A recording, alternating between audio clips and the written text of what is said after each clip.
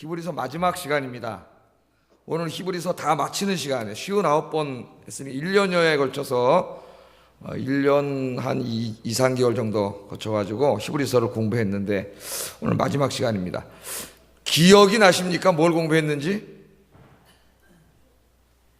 관심 있으신 분들은 아마 히브리서를 집에 가서 다시 읽어보시고 막 이렇게 하면서 논리를 쫓아오고 막 이렇게 했을 거예요. 1년 이상 했기 때문에 1년 전에 한 게 생각나면은 큰일 나겠죠. 이제 먹어야 되는데. 여러분, 그래도 하여튼 하나님 말씀 여러분 그때 아멘 했으면은 여러분 다 그게 이미 피가 되고 살이 돼가지고 영적으로 하여튼 포동포동 살이 찐 줄로 믿습니다. 자, 오늘은 이 마지막 내용인데요. 바울의 기도와 인사와 축복과 뭐 그런 내용들입니다. 그런 내용들인데 이 히브리서를 마치면서 제가 이 내용을 가지고 제목을 이 세상에서 가장 아름다운 교회, 그런 주제로 정해봤습니다. 이 세상에서 가장 아름다운 교회. 지금 바울이 기도하고 말씀으로 권면하고 인사하고 축복하고 이런 것들을 다 모으면은 이런 게 있는 교회는 정말 아름다운 교회, 가장 아름다운 교회고 하나님 기뻐하시는 교회입니다. 그래서 제목을 그렇게 정해봤어요. 자, 여러분이 이제까지 본 교회 건물 중에서 제일 아름답고 웅장한 교회는 어느 교회입니까? 여러분이 본 교회 건물 중에서 아현교회입니까? 아현교회? 건물. 여러분, 저는 이 교회 건물 그러면 하여튼 경부고속도로 항상 타고 가다가 저쪽 수원 쪽으로 가다가 그 오른쪽에 거기가 한 판교쯤 되는지 뭐 거기 막 여러분 다 보셨을 거예요. 막 어마어마하게 막 이렇게 웅장하게 진 교회가 제일 먼저 생각나고요. 그 다음에는 또 저 강남에 가면 임마누엘 교회인가? 뭐 여기저기 좋은 나라에서 아주 외국의 좋은 그 건축 자재를 전부 공수에다가 막 진짜 거기에 지나가면 이제 들어가기가 미안할 정도의 엄청난 그 화려하고 웅장한 교회 저런 그 교회 건물도 생각나고, 최근에는 저 서초동에다 또 한 2,500억이라는 뭐 도대체 천문학적인 숫자를 들여가지고 뭐 정말 어마어마한 교회를 웅장하게 지어놨습니다. 건축학적으로만 보면은 정말 웅장하고 아름답기 그지 없습니다. 여러분, 그 성경에 보면 제자들이 예수님과 함께 예루살렘에 갔을 때에 예루살렘 성전의 웅장한 모습을 보고 감탄했습니다. 감탄. 우와, 예수님 이 성전을 좀 보세요. 그도 그럴 것이 그 사람들은 저 갈릴리 촌 사람들이에요. 거기서 어부하던 사람들, 고기 잡아먹고 살던 사람이에요. 서울에 와가지고 그 어마어마한 저 2,500짜리 한번 저 농촌에 있는 조그만 교회만 평생 보던 사람이 서초동에 와서 2,500억짜리 건물 한번 봤다고 생각해 보세요. 우와. 시골 사람 말고 저도 우와 그래 가면 우와 그러잖아요. 우와 그래. 이 예루살렘 성전이 말이죠, 헤롯이 지은 성전으로 주전 19년부터 짓기 시작해가지고 무려 예수님 때에도 계속 짓고 있었어요. 그래서 예수님 돌아가시고도 30년 동안 더 졌습니다. 이 성전을, 예루살렘 성전을. 어떤 사람 예루살렘 성전이 다 완성된 성전인 줄 알아요. 공관복음에 나오게. 완성된 성전이 아니에요. 계속 짓고 있었어요. 예수님 때도. 그래서 언제 완성됐느냐 하면은 주후 63년에 완성이 됩니다. 그럼 몇 년 걸렸어요? 총 82년 동안 진 성전이에요. 82년. 우와, 82년 동안. 우리 목회해봐야 길게 해봐야 30년 하고 은퇴해야 되는데 82년을 줬어요. 이 교회, 이 성전을.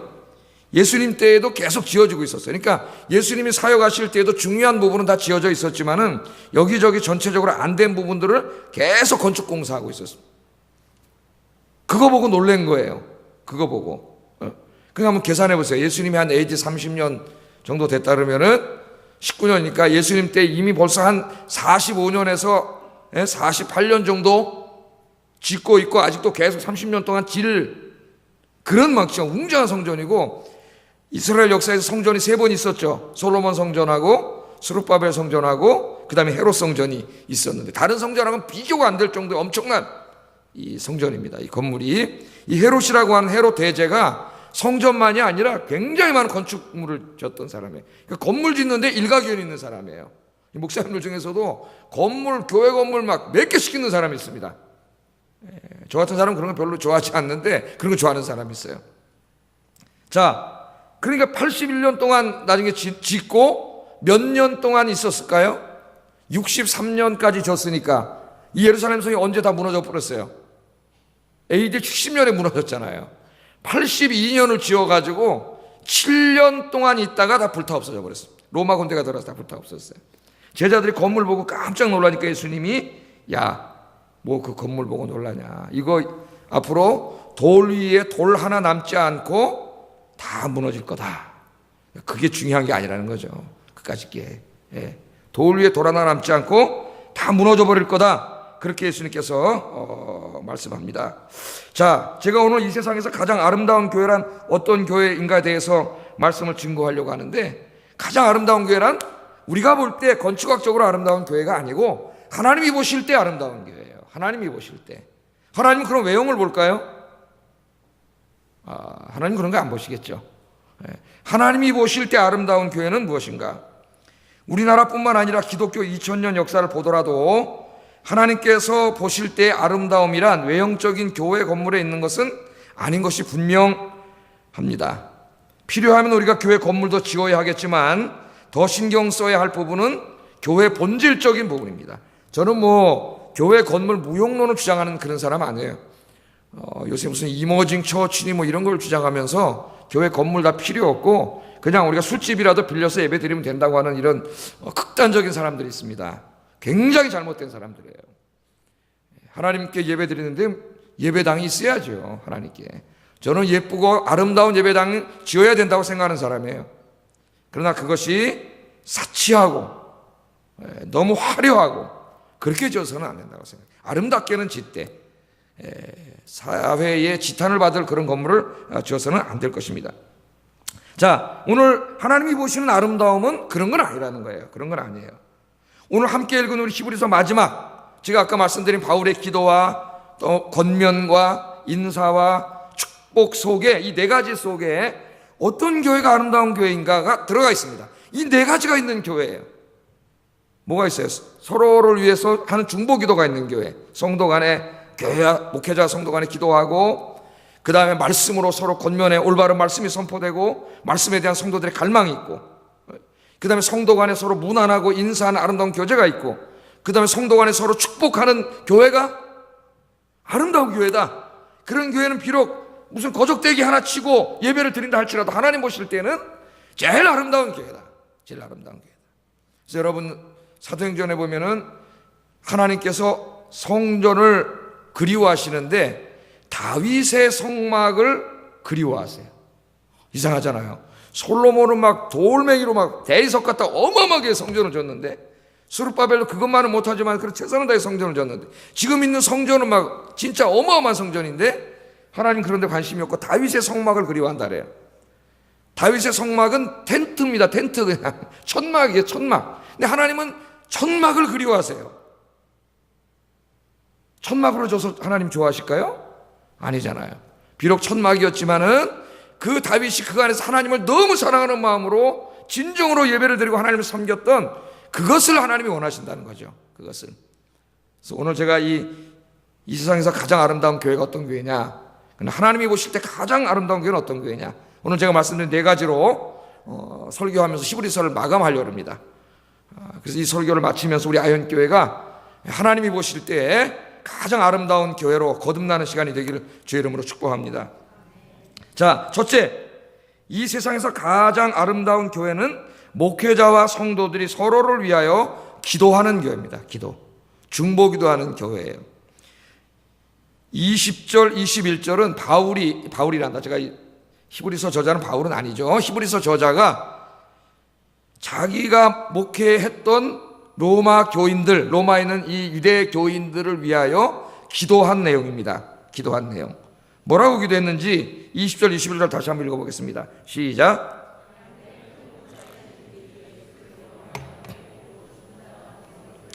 평강의 하나님이 모든 선한 일에 너희를 온전하게 하사 자기 뜻을 행하게 하시고 그 앞에 즐거운 것을 예수 그리스도로 말미암아 우리 가운데서 이루시기를 원하노라.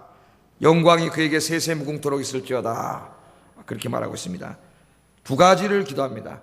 하나님이라고 그러지 않고 평강의 하나님이라고 그랬어요. 그냥 또 평강의 하나님이라고 그러지 않고 앞에 수식어가 굉장히 많습니다. 지금 어떤 하나님이에요? 양들의 큰 목자이신 우리 주 예수, 또 예수님 앞에도 또 양들의 목자이신, 오늘 제가 이걸 다 설명하면은 이것만 해도 몇 달 설계해야 돼요. 오늘은 거기에 목적이 있지 않기 때문에 그건 그냥 넘어가겠습니다. 양들의 큰 목자이신 우리 주 예수를 영원한 언약의 피로 죽은 자 가운데서 살리신, 한마디 간단하게 말하면 뭐예요? 예수님을 부활하게 하신 평강의 하나님, 그 말이에요. 그 앞부분은 제가 설교하지 않겠습니다. 그 하나님이 두 가지를 기도해요. 그 하나님께서 너희에게 이렇게 해주기를 원한다 하는 두 가지를 기도합니다. 두 가지. 자, 첫째 기도는 뭐예요? 모든 선한 일에 너희를 온전하게 하사 자기 뜻을 행하게 하시고, 그렇게 기도합니다. 자, 모든 선한 일에 너희를 온전하게 하사, 우리말 번역은 그게 싹 들어오지 않습니다. 여기 모든 선한 일에 너희를 온전하게 하사는 바꿔서 번역을 해야 되죠. 어떻게 번역해야 되냐면 모든 선한 것으로 너희를 온전하게 하사. 선한 일을 하는데 우리가 온전하게 하사가 아니라 선한 것으로 나를 온전하게 만들어주세요, 그런 말이에요. 선한 것을 하나님 앞에. 자, 여기 온전하게 하다는 말은 히브리서에서 두 가지 말로 씁니다. 10장 5절에서는 준비하다, 신약성경 여러 군데서 준비하다로 쓰여요. 또 11장 3절에서는 만들다, 그런 의미로 쓰이는데 오늘 본문에서는 준비하다는 의미로 사용됩니다. 준비하다. 그러니까 조금 수정해서 우리가 이해하기 쉽게 번역하면은 이런 말이에요. 모든 선한 것으로 저희를 준비시켜 주셔서 하나님의 뜻을 행할 수 있게 하여 주시옵소서, 그런 말이에요. 그러니까 하나님이 우리에게 주실 선한 것으로 우리를 이렇게 무장시켜 주셔서 하나님의 뜻을 행할 수 있게 해주세요, 그 말이에요. 쉽게 번역을 하면. 그래서 제가 이 번역본을 쭉 찾아봤더니 우리나라 말 번역 중에서는 현대인의 성경이 이 원문에 가장 가깝게 번역을 했습니다. 현대인의 성경. 그 머리에 쏙 들어올 거예요, 이걸 읽으면. 읽어보겠습니다. 시작.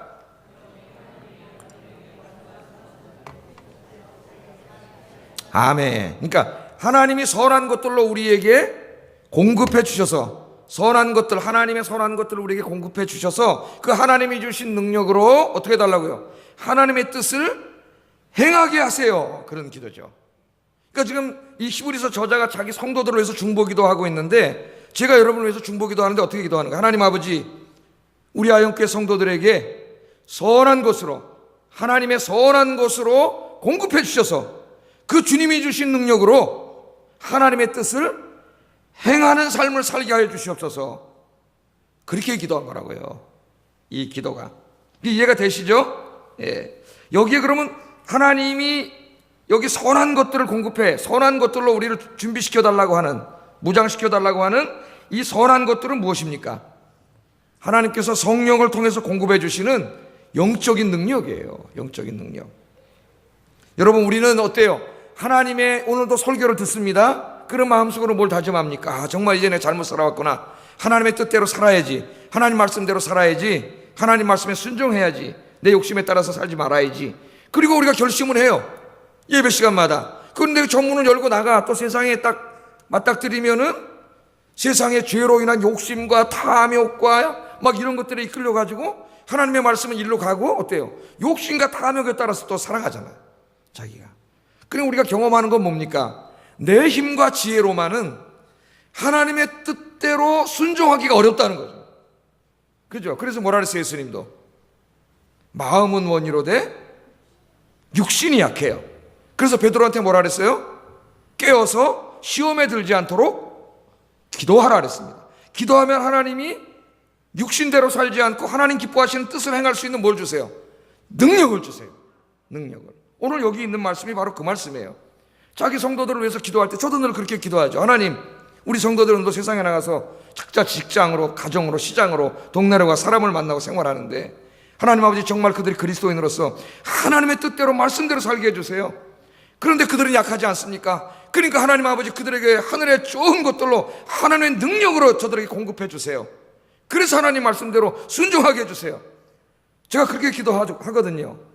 지금 여기 히브리서 저자가 성도들을 위해서 그렇게 기도하는 거예요. 그렇게 기도하는 거예요.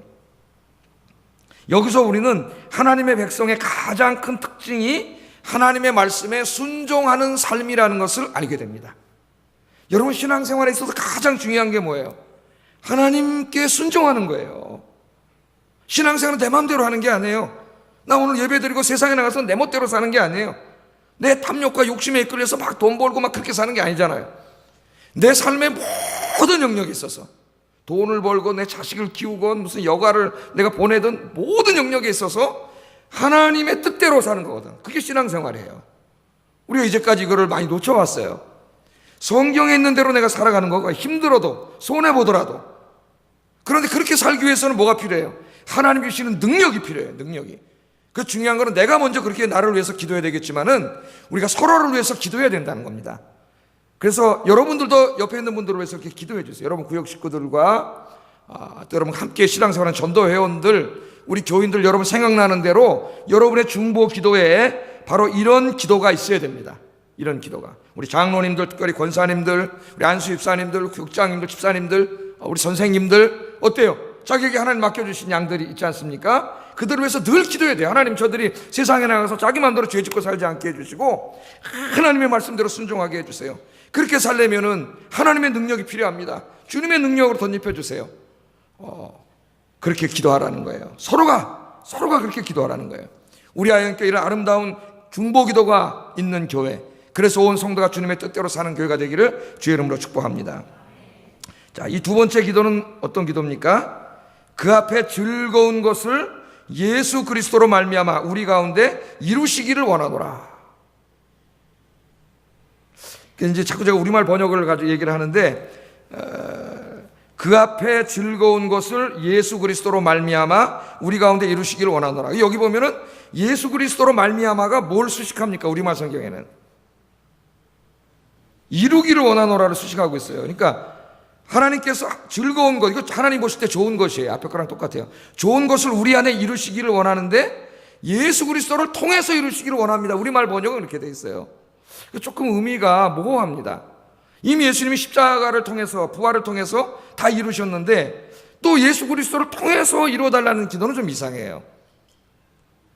제가 이제 헬라 원문을 다 이렇게 찾아서 번역을 해보니까, 물론 문법적으로는 그렇게 번역할 수도 있지만은 조금 다르게 번역해야 될 것 같아요. 그래서 여기 예수 그리스도로 말미암아가 동사를 꾸미는 게 아니라 예수 그리스도로 말미암은 하나님 앞에 좋은 것들이에요. 다시 말하면 예수님께서 십자가와 부활을 통해 이루신 좋은 것들, 그것들을 우리 안에 이루어 주십시오. 그런 기도예요, 이 기도가. 아셨죠? 예수님께서 십자가와 부활을 통해 우리를 위해 이루신 그 좋은 것들, 그것들을 하나님께서 우리 안에 이루어 주세요. 그게 완성되게 해주세요. 그런 기도라고요, 이 기도. 그렇게 지금 기도하라는 거예요. 서로를 위해서. 그러면 여기 우리가 생각을 해봐야 되는데, 예수 그리스도로 말미암아 이루어 주신 즐거운 것들, 좋은 것들, 그게 뭐예요? 예수 그리스도 십자가와 부활을 통해서 이루어 주신 좋은 것들, 그 축복이 뭡니까? 여러분에게 제일 먼저 오는 게 뭐예요? 구원이죠. 구원이에요. 또 히브리서 문맥에도, 히브리서에서도 계속 예수님을 대제사장으로 설명하면서 대제사장이신 예수님께서 십자가에서 제물이 되심으로 우리의 죄를 사하시고 우리를 어떻게 했어요? 구원해 주셨어요. 또 하나는 대제사장이신 예수님께서 히브리서 7장에 보면은 뭐 하고 계십니까? 하늘에서 우리를 위해 중보 기도하고 계세요. 기도. 그래서 여기 히브리서 문맥에 보면은 예수 그리스도의 십자가와 부활을 통해 이루신 좋은 것들, 그 즐거운 것들은 구원과 기도입니다. 구원과 기도 응답이에요. 자, 그러면 이 기도는 무슨 기도예요? 우리가 뭘 위해서 기도하라는 거예요? 예수님께서 십자가와 부활을 통해 구원을 이루어 주셨잖아요. 그래서 이제 그 예수님을 믿는 사람들 교회에 와서 이렇게 예배를 드리고 있는데, 우리 히브리서에서 이제까지 공부한 것처럼 환난과 핍박이 굉장히 심하던 시대 아닙니까? 이 로마에 있는 교회니까 네로 황제 치하에 굉장히 혼란과 핍박이 많은 상태라고. 그러니까 믿음이 약한 사람들이 자꾸 어떻게 교회 나왔다가 환난과 핍박을 견디지 못하고 지금 자꾸 교회에서 떨어져 나가고 있어요. 교회를 안 나와. 그러니까 굉장히 안타깝겠죠. 히브리서 저자가 자기는 좀 멀리 떨어져서 지금 서신을 쓰고 있지만, 그러니까 그것을 위해서 기도하면서 너희들이 그들을 위해서 기도하라는 거예요. 예수님이 십자가 부활을 통해서 이루신 그 좋으신 구원의 축복을, 그 축복이 끝까지 이루어져야 되는데 여기 교회 나왔다가 환난과 핍박이 두려워서 세상으로 떨어져 나가는 사람들, 배교하는 사람들, 그런 사람들이 없도록, 그런 사람이 한 사람도 없도록 기도하라는 거예요. 기도하라. 우리 지난번에도 이미 공부했죠. 그래서 이미 이 말씀이 나왔었습니다. 배교하는 자가 없도록, 말씀에서 떨어져 나가는 자가 없도록 우리가 서로에게 관심을 갖고 어떻게 해야 된다고요? 서로 돌아보면서 기도해야 된다 그랬어요. 그러면 여러분 한번 생각해 보세요. 우리 주변에 한번 돌아보세요. 내 구역을 돌아보세요. 여기 뭐 자기 주일학교 교사, 자기 반을, 아이들을 돌아보세요. 자기 맡은 기관을 돌아보세요. 지금 이 구원의 이 축복에서 이 떨어져 나가가지고 교회 안 나오는 사람들 있지 않습니까? 이런 양들 있지 않습니까? 그들을 위해서 어떻게 하는 거예요? 예수님께서 십자가 부활을 통해 이루신 그 좋은 축복인 구원의 축복이 그들 안에 이루어지게 하여 주시옵소서. 떨어져 나가지 말고 그들도 와서 우리처럼 예수 믿고 끝까지 구원받게 하여 주세요. 그렇게 기도하라는 거예요. 성도들 간에.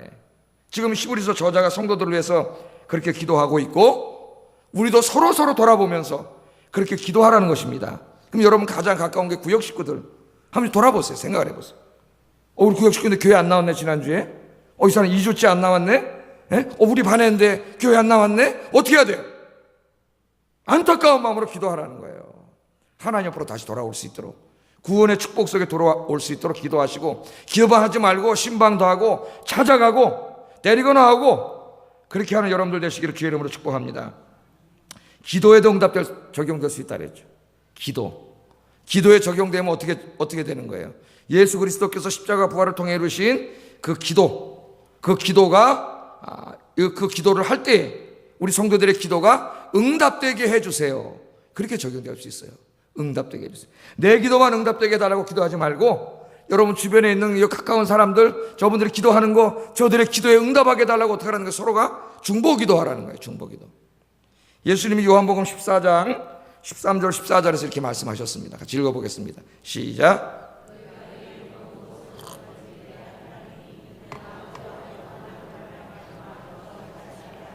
너희가 나를 사랑하면 나의 계명을 지키리라. 아멘.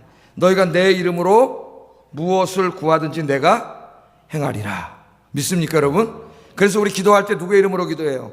맨 끝에 예수님의 이름으로 기도합니다. 아멘. 우리의 이름으로는 기도할 수 없습니다. 우리는 죄인이에요. 우리의 이름으로 기도하면 응답되지 않습니다. 그 예수님 누구의 이름으로 기도하라 그랬어요? 너희가 내 이름으로, 예수님의 공로로 기도하는 거예요. 예수님의 십자가의 죽음과 부활의 공로로 우리가 기도하는 것이지 내가 무슨 기도하는 게 아니에요. 그러면 내 이름으로 무엇을 구하면 내가 이루리라. 우리 예수님께서 그렇게 약속해 주셨습니다. 그래서 여러분, 나의 기도만 응답해달라고 기도하지 말고, 여러분 주변에 보면 안타깝게 눈물로 기도하는 사람들 있잖아요. 여러분 그분들을 위해서도 기도해 주시고, 그분들이 기도하는 것들이 주 예수의 이름으로 그분들이 부르짖을 때 하나님이 응답해 주세요. 저기 영희 엄마 지금 어떤 문제로 기도하고 있는데, 저 김 집사님 이렇게 안타깝게 기도하고 있는데 하나님 안타깝게 여기시고 응답해 주세요. 저도 그렇게 기도해요. 누구 성도님, 누구 장로님, 집사님, 권사님 이렇게 안타깝게 기도하고 있는데 하나님이 그 눈물을 닦으시고 속히 응답해 주세요. 제가 이렇게 기도한다고요. 여러분도 그렇게 기도하라는 거예요. 그런 교회를 하나님 어떻게 하신다고요? 가장 아름다운 거예요. 하나님 앞에. 우리 아영교회가 이처럼 목회자와 성도들이 서로 성도와 성도 간에 중보기도 해주고 안타깝게 여기고 기도할 뿐만 아니라 한 사람도 낙오되는 사람 없이 다 주님께로 돌아올 수 있도록 이렇게 기도하는 우리 아영교회가 되기를 주의 이름으로 축복합니다. 뿐만 아니라 우리가 지난 시간에 공부했지만 히브리서 저자는 이미 자기를 위해서도 기도해달라고 그 바로 위에 있는 18절 19절에 이야기했어요. 같이 한번 읽어보겠습니다. 시작.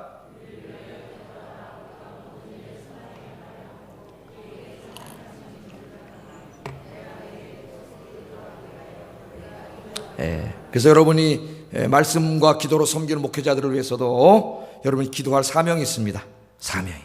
여러분이 저를 위해서 기도해 주시고, 오늘 수예배가 있는데 오늘 수예배 우리 목사님 말씀 들고 서는데 히브리서 그 말씀을 주석하고 해석할 때 하나님이 성령으로 조명해 주셔서 말씀이 왜곡되지 않고 잘 연구되어서 오늘 선포될 때 성령이 말씀하심으로 은혜 넘치게 해 주시옵소서.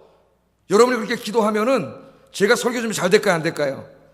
오늘 제가 새벽 예배 마치고 설교 준비하는데 엄청 잘 되더라고요. 여러분이 기도해 주신 줄로 믿습니다. 어떨 땐 잘 안 돼요. 그럼 기도 안 해 주시는 거예요, 여러분들이.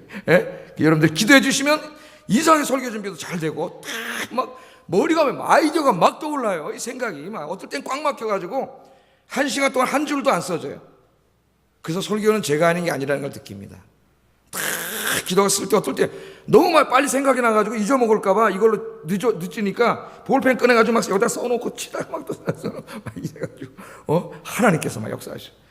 저뿐만 아니라 말씀 증거하는 교육자들을 위해서 이런 기도를 부탁합니다. 진실하게 열정적으로 잘 섬기고 교회와 하나님을 섬기고 성도를 섬길 수 있도록 기도해 주시기를 주의 이름으로 축복합니다. 자, 첫 번째 하나님 보시기 아름다운 교회는 이처럼 목회자와 성도들, 성도와 성도 간에 서로를 위해서 서로의 그 믿음과 구원을 위해서 기도하고 또 기도 응답을 위해서 서로가 기도하는 교회, 얼마나 아름다운 교회, 하나님 얼마나 기뻐하실까요? 그 교회 교인들은 다 응답받을 줄 믿습니다. 이게 첫 번째. 두 번째, 이 세상에서 하나님 보실 때 가장 아름다운 교회는 말씀의 은혜가 충만한 교회예요. 하나님의 말씀이 막 선포되고 성도들이 그 말씀을 막 갈망하고 들은 말씀대로 나가서 막 실천하는 교회, 이게 하나님이 기뻐하시는 교회예요. 아무리 교회 많이 모이면 뭐예요? 자, 22절 한번 읽어보겠습니다. 시작.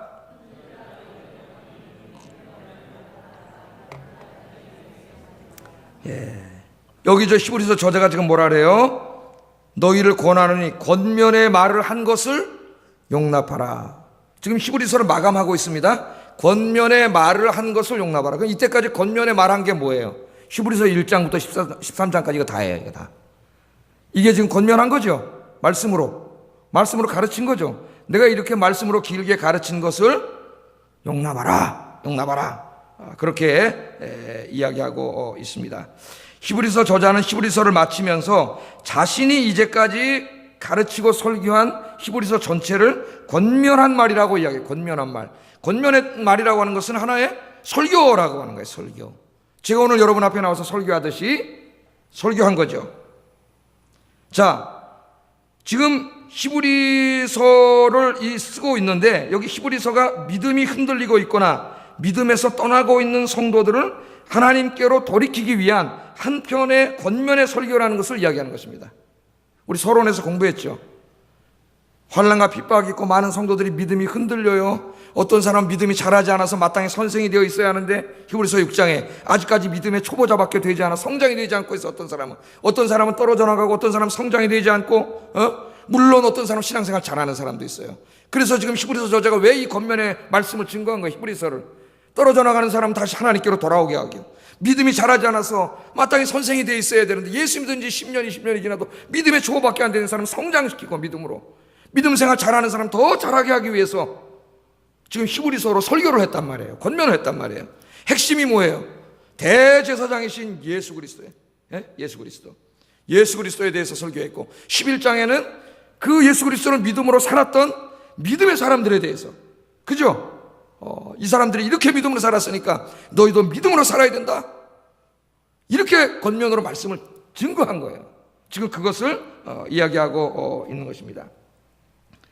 살아있는 교회는 하나님의 말씀이 살아서 움직이는 교회입니다. 사람의 말이 움직이는 교회가 아니라 하나님의 말씀이 살아서 움직이는 교회예요. 목회자가 말씀을 연구하고 깊이 묵상하여 살아있는 하나님의 말씀을 진실되게 선포하는 교회입니다. 제가 옛날에 어떤 주석을 읽다가 주석 서론에서 어쩌면 목사가 강단에서 하나님의 말씀을 제일 많이 왜곡하는 자일지 모른다, 그런 글을 읽고 충격을 받았습니다. 그래서 하나님의 말씀을 설교하기 전에 충분한 주의를 해야 되겠다. 충분한 주의를. 내가 할 수 없는 거는 어쩔 수 없지만은 내가 가지고 있는 자료와 할 수 있는 능력을 다 발휘해가지고 본문의 말씀이 어떤 의미인지를 충분히 주의해야 되겠다. 시간이 굉장히 많이 걸립니다. 주의를 하려고 합니다. 그냥 읽고 탁 떠오르는 아이디어로 설교하면 뭐 예와 몇 개 참 금방 하지만은 그렇게 해서 그 말씀이 자기가 설교한 게 아닐 수도 있어요. 그러니까 충분한 주의를 해야 돼요. 충분한 주의를. 그래서 그 하나님의 말씀이 왜곡되지 않고 그 말씀, 히브리서를 하나님 주셨을 때는 여러분, 지금 오늘 우리가 읽은 이 말씀을 가지고 하나님 우리에게 하시고자 하는 그 뜻이 있는 거예요. 그죠? 그런데 목사가 읽어놓고 엉뚱한 소리를 하고 있어. 이걸 읽어놓고.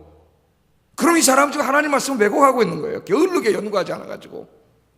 그러니까 오늘 우리가 이 본문을 읽었으면 이 본문을 통해 하나님이 우리에게 주시고자 하는 그 뜻이 있다고요. 그걸 우리 목회자가 철저한 주의와 연구를 통해서 찾아내야지. 이게 무슨 의미인가? 그걸 주의라 그래요. 엑세지시스 한다. 엑세지시스. 이러려면 주석도 봐야 되고 헬라어 본문도 봐야 되고 역사, 문법 다 공부해야 돼요. 그래서 그걸 의미를 찾아내가지고 그것을 우리의 삶에 적용시켜주는 거죠. 설교예요. 설교. 그게 설교하는 거예요. 그래서 이 하나님 기뻐하시는 교회냐 뭐냐면은 참된 복음이 선포되는 교회입니다. 참된 복음이. 그 아까 여러분 목회자를 위해서 기도해달라 그랬죠. 저희들이 그렇게 할 수 있도록 여러분 기도해 주세요. 뿐만 아니라 목회자들은 참된 복음을 선포하고 성도들은 그 선포되는 하나님의 말씀을 사모함. 또 목사 아무리 좋은 말씀 선포하면 뭐예요? 성도들이 말씀에 관심이 없는데 설교하고 있는데 딴 생각하고 있는데 어떡할 거예요? 하나님의 말씀을 사모해서 그 말씀을 듣고 묵상하는 일에 힘쓰는 교회입니다. 힘쓰는 교회. 여러분 예루살렘 교회 성도들 한번 생각해 보세요. 그들이 성령 받은 다음에는 하나님의 말씀에 대한 갈증이 너무 많았어요. 갈증. 여러분 갈증이 생기면 물 마셔야 되잖아요. 하나님의 말씀에 대한 갈증, 진리에 대한 갈증이 막 일어나가지고 성전에 매일 왔다 그랬잖아요. 매일 왔어요. 그래서 사도들이 하나님의 말씀을 가르쳐줬어요. 그래서 그 갈증을 채웠어요. 매일 와서 하나님 말씀을 받아 먹고 말씀의 생수를 마셨다고요. 예루살렘 교인들이. 그 결과를 보세요, 여러분. 이 예루살렘 교회 집사님, 두 집사님, 스데반 집사님하고 빌립 집사님을 보세요. 그렇게 매일 성경 말씀을 공부했더니 스데반 집사님이 사도행전 7장에 가면 여러분 그 유대인들 앞에 설교하는 내용이 나오지 않습니까? 전도 설교? 아무 원고도 없습니다. 아무것도 안 보고 저 창세기 아담부터 쫙 예수님까지 쫙 능숙하게 구약을 요약하면서 바로 구약이 예언하고 있는 분이 바로 이분인데 이분은 너희가 십자가에 못 박혀 죽었다. 그분이 하나님의 아들 구원자다. 깜짝 놀랍니다. 깜짝 놀라요. 그 정도로 하나님 말씀을 사모해서 하나님의 말씀에 능통했어요. 여러분 또 그 예루살렘 교회 빌립 집사님을 보세요. 다 집사님이에요. 집사님. 여러분 같은 집사님이라고요. 빌립 집사님이 성경을 공부해서 어느 정도로 성경을 잘 알고 있었느냐? 이사야서를 꿰뚫고 있습니다. 꿰뚫어요. 어느 날 빌립 집사님이 있는데 성령이 찾아오셔가지고 성령이 빌립을 데리고 갔어요. 데리고 갔더니 저기 이디오피아라고 하는 아프리카 나라의 여왕, 간다게라고 하는 여왕의 국고를 맡은 재정을 맡은 재정 책임자 네시가 예루살렘에 왔다가 아마 유대교로 개종된 사람인 것 같아요. 이사야서 53장을 마차로 타고 가면서 읽고 있는데 이사야서 53장을 읽어보니까 양에 대해서 나오는데 어떤 양이 도수장에 끌려가는 양이 있는데 자기를 죽이러 가는데도 저항하지도 않고 순종하고 어린 양같이 이렇게 끌려가고 있는 그 부분을 읽고 있어요. 여러분 알죠? 이사야 53장 그같이 인물이 허물로 인하며 그 상황을 읽고 있는 거예요. 그 성령께서 빌립을 딱 글로 데려가는 거예요. 빌립이 가서 네가 읽고 있는 성경을 이해하느냐? 이사야서를 얼마나 어렵습니까? 여러분 제가 이사야서를 몇 번에 걸쳐서 몇 년에 한 2년간에 걸쳐서 강의를 했는데 그랬더니 이 사람도 성경을 굉장히 진지하게 읽는 사람이에요. 성경 독해하는 수준이 높습니다. 지금 이 사람이 내시가 뭐라 그러냐면은 여기에 지금 이렇게 털 깎는 자 같이 자기를 죽이려고 하는데 이 순종하고 있는 이 양이 누구냐? 이사야 선지자 자신을 가리키는 거냐? 아니면 타인을 가리키는 거냐? 이렇게 물어봐요. 그러니까 성경을 읽는 그 집중력과 독해력이 상당히 뛰어나요. 여러분도 그렇게 되기를 주의 이름으로 축복합니다. 그래서 그게 어떨 땐 궁금해가지고 목사님들한테서 물어봐야 될 거 아니에요. 이사야서 읽으면 그냥 5분 만에 그냥 아픔 나면 안 되겠죠. 그랬더니 빌립 집사님을 보세요. 그 53장에 말하는 그 고난받는 어린 양이 누구인가를 쫙 설교 해석을 해주면서 그게 바로 주 예수 그리스도라고 하는 거예요. 당신은 왜 십자가에 못 박혀 죽었다는 걸 설교하니까 이 사람이 마차에서 내려가지고 세례를 받습니다. 할렐루야. 그러니까 이 예루살렘 교회를 보면 사도들은 하나님의 말씀을 막 올바로 복음을 선포하고 성령 충만해서 성도들은 그 말씀을 배우고자 하는 막 갈증과 열망이 불타올라가지고 그 하나님의 말씀을 배워서 그 말씀으로 나가서 전도하고, 그래야지 예루살렘 교회가 터져나가는 거예요. 터져나가는 거예요. 그런 교회가 하나님 보실 때 아름다운 교회라는 거예요. 텐트 하나 쳐놓고 예배 드려도 그런 성도들로, 그런 목회자와 성도로 가득 찬 교회는 아름다운 교회인데, 우리 아이언교회가 그런 교회가 되기를 주의 이름으로 축복합니다. 여러분, 구약에 보면 안타까운 말씀이 나오지 않습니까? 사무엘상 3장에 보면은 사무엘서 저자가 하는 말이, 사무엘이 살던 시대는 하나님의 말씀이 희귀한 시대라고 이야기합니다. 희귀한 시대. 우리는 아닌데, 인터넷만 틀으면 설교 다 듣고, 텔레비전 기독교 방송만 틀으면 매일 설교 나오는데, 하나님의 말씀이 차고 넘치는데, 그럼 여러분, 하나님의 말씀이 희귀하지 않은 시대인 것 같아요? 전만의 말씀이래요. 하나님의 말씀이 희귀하다는 것은 하나님의 말씀을 제대로 가르치는 사람도 없고, 하나님의 말씀에 관심을 갖고 듣고 그 말씀대로 순종하려고 하는 사람도 없다는 겁니다. 사람들이 다 그래서 어떻게 살았어요? 사사기 때는 지 소견에 옳은 대로 살았습니다. 자기 소견에 옳은 대로 사는 게 뭐예요? 나가서 돈 벌고 뭐 이렇게 세상적인 이익을 얻고 그런 대로 쏠려서 살았다는 거야. 그게 비록 하나님 말씀 어기는 건지 하나님이 안 기뻐하는 건지 아무 관심 없어. 돈벌이만 내면 돼. 자기 소견에 옳은 대로 다 살았다는 거예요. 하나님의 말씀이 희귀한 시대예요. 여러분의 삶 속에는 하나님의 말씀이 희귀합니까? 그렇게 되지 않기를 주의 이름으로 축복합니다. 하나님 말씀 흘려듣지 마세요. 하나님 말씀. 여러분, 그래서 아모스 8장에 보면은 하나님께서 여름과일 환상을 이렇게 보여주시잖아요. 여름과일 환상을. 그러면서 이스라엘의 죄악을 지적하시고 너희를 심판하시겠다 그래요. 그런데 그 심판이 뭔지 아세요? 심판이 어떤 심판을 말씀하는가 한번 보겠습니다. 아모스 8장 11절 13절 읽어봅니다. 시작.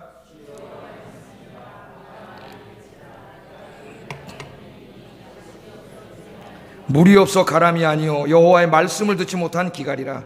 사람이 이 바다에서 저 바다까지 북쪽에서 동쪽까지 비틀거리며 여호와의 말씀을 구하려고 돌아다녀도 얻지 못하리니 그날의 아름다운 처녀와 젊은 남자가 다 갈아여 쓰러지리라. 하나님의 심판이 뭔지 아세요? 말씀을 사라지게 하는 거예요. 말씀을.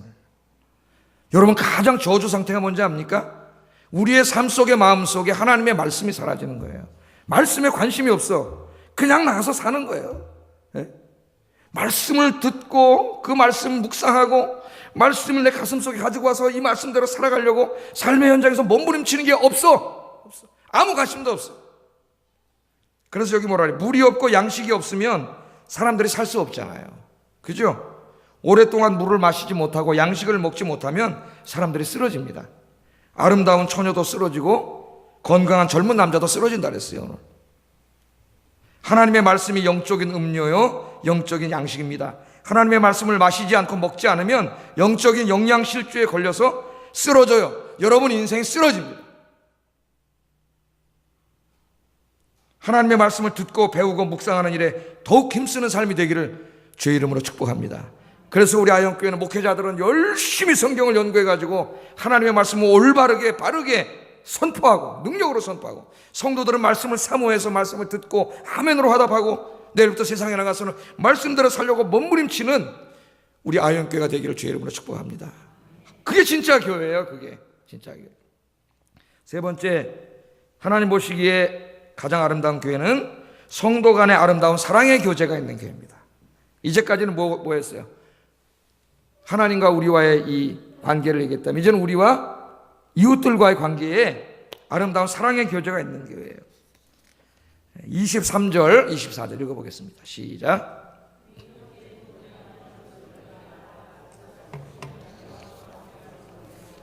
너희를 인도하는 자들과 및 모든 성도들에게 문안하라. 이달리아에서 온 자들도 너희에게 문안하느니라. 아멘. 그냥 인사말입니다. 서로 인사하고 찾아가고 문안하고. 중요한 것 같아요? 안 중요한 것 같아요? 굉장히 중요한 일이에요. 교회 안에서. 교회가 사랑으로 하나 되기 위해서 굉장히 중요한 일입니다.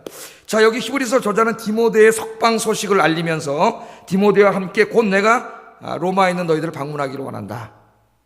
방문할 것이다. 그렇게 이야기합니다. 조금 우리 수요일이니까 좀 공부를 한번 해보겠습니다. 여기 좀 중요한 게 있어서 디모데가 거론되고 있습니다. 디모데가 거론되는 것을 토대로 해가지고 어떤 분들은 히브리서 저자를 바울로 보는 분이 있습니다. 왜? 디모데 누구랑 항상 다니던 사람이에요. 사도 바울과. 그러나 여러 가지 면에서 볼 때 뭐 다 그걸 얘기할 수 없지만은 바울이 히브리서를 썼다는데 주장하는 학자는 거의 없습니다. 시대착오적이 맞지가 않아요. 그래서 히브리서 주석을 쓴 이 피터 오브라인이라고 하는 사람은 디모데를 이 저자가 언급하는 것을 통해서 히브리서 저자는 바울은 아니더라도 최소한 더 바울과 함께 사역을 했던 사람 중에 한 사람일 거라고 추측을 해요. 왜? 그러니까 바울과 함께 디모데가 다녔잖아요. 그러니까 디모데처럼 함께 다니던 그 중에 한 사람일 거라고 추측을 하는데 충분히 가능성이 있는 이야기입니다. 그런데 디모데라고 하는 이름은 당시에 매우 흔한 이름이었습니다. 우리 옛날에 우리 애들 이름 뭐가 있어요? 영희야 놀자. 우리 딸이 영희입니다. 영희. 철수야 놀자. 그게 흔한 이름이에요. 요새는 뭐 그런 이름 별로 없지만은 흔한 이름이에요. 흔한 이름이기 때문에 디모데가 꼭 그 디모데일까? 그것도 정확히 알지는 못하기 때문에 제가 서론에서 뭐라 그랬어요? 히브리서 저자는 누군지 알 수 없다. 제가 왜 말씀드리냐면 또 어떤 설명서에 디모데 나오는 걸 보고 바울이 썼다고 뭐 이렇게 한 사람도 있을까봐 제가 말씀을 드리는 거예요. 자, 어쨌든 히브리서 저자는 로마 교회 성도들에게 디모데의 석방 소식을 알려줍니다. 그리고 디모데와 자신이 곧 너희들을 방문할 것이라고 이야기합니다. 우리는 히브리서를 누가 썼는지 모르기 때문에 히브리서 저자가 지금 로마로부터 어느 정도 떨어져 있는지 알지 못해요. 그러나 가지 못하고 편지를 쓰고 있는 것으로 봐서는 상당히 멀리 떨어져 있는 것입니다. 그런데 지금 디모데가 석방됐으니까 같이 찾아보겠다, 가보겠다 하는 것을 강력하게 이야기하고 있어요. 뭘 얘기하고 있습니까? 굉장히 보고 싶은 거예요. 여러분, 사랑하는 사람 있으면 어떻게 해요? 사랑하는 사람 있으면 여기서 부산에 있어도 찾아갈걸요? KTX 타고 데이트하러 갈걸요? 사랑하는 사람 있으면 찾아가 만나고 싶어요. 그러니까 이 말을 통해 히브리서 저자가 굉장히 사랑하고 있다는 걸 알 수가 있어요. 지금 이 교인들을. 디모데도 마찬가지고. 그래서 디모데가 아마 감옥에 있었던 것 같은데 성경에는 디모데가 감옥에 있었다는 얘기는 없습니다. 만일 그 바울과 함께 다녔던 디모데라면 우리가 모르는 얘기를 하고 있는 거예요. 같이 찾아가겠다고 하는 말을 굉장히 어필을 해요. 어필하고 있습니다. 자, 그러면서 또 뭐라 그럽니까? 그 다음에 너희를 보리라 하고 그 다음 뭐라 그랬어요? 너희를 인도하는 자들과 및 모든 성도들에게 문안하라. 문안하라. 여기 문안한다는 말은 아스파조마이라고 하는 헬라어를 번역한 건데 이거는 인사하다. 그냥 인사하는 것도 문안하는 거예요. 그러나 환대하다. 환대하다. 누구를 이렇게 대접하고 그러는 거 있죠? 그런 의미도 있고요. 서로 관심을 갖고 인사하고 사랑으로 잘 지내는 거예요. 지내는 거예요. 누구누구와 말씀을 인도하는 자들과 또 성도들과. 그래서 지난 시간에 우리 공부했죠. 말씀을 인도하는 자들은 누구예요? 지금 현재 로마 교회에서 말씀을 가르치고 있는 목회자들입니다.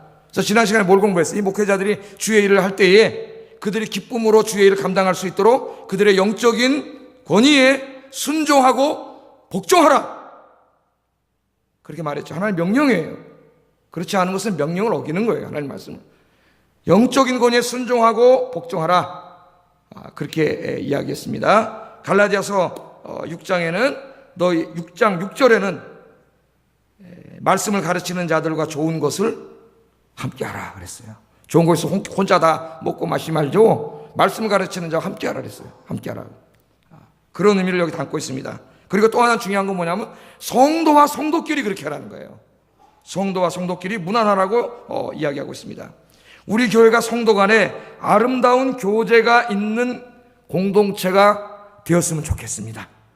여기 문안하라. 서로 인사하고 서로 대접하고 서로 환대하고 오늘 내가 쏠게. 좋은 일 있으면 한 방 쏘세요. 괜찮아요. 꼬서 안 쏘지 말고 내가 오늘 쏠게. 그래서 엘리메 와서 커피 1,800원 기분 좋으면 스무디 3,000 딴 데가 쏘지 말고 여기가 쏴요. 돈도 얼마 안 들어. 좋잖아요 여러분. 그죠? 그렇게 서로 관심을 갖고 서로 인사하고 찾아가서 나는 좀 쌀쌀하니까 인사 하나 할래. 그러지 마세요. 성격 바꾸세요. 성령 충만해서 바꾸세요. 이제 먼저 쫓아서 집사님 안녕하세요 인사도 하고 옷 이쁘다. 야 잘생기다. 봐봐 잘 나왔다. 인사도 하고 오늘 내가 밥 사줄까? 밥도 좀 한 그릇 사주고. 이렇게 좀 관심을 갖고 그렇게 이 교회 안에 성도들끼리 그렇게 문안하라는 거예요. 그걸 하나님이 너무나 아름답게 보신다는 거예요. 여러분 자녀들 다 키워보셨잖아요. 네? 자녀들끼리 맨날 싸우면 어때요? 무진장 화나잖아요. 무진장 화나.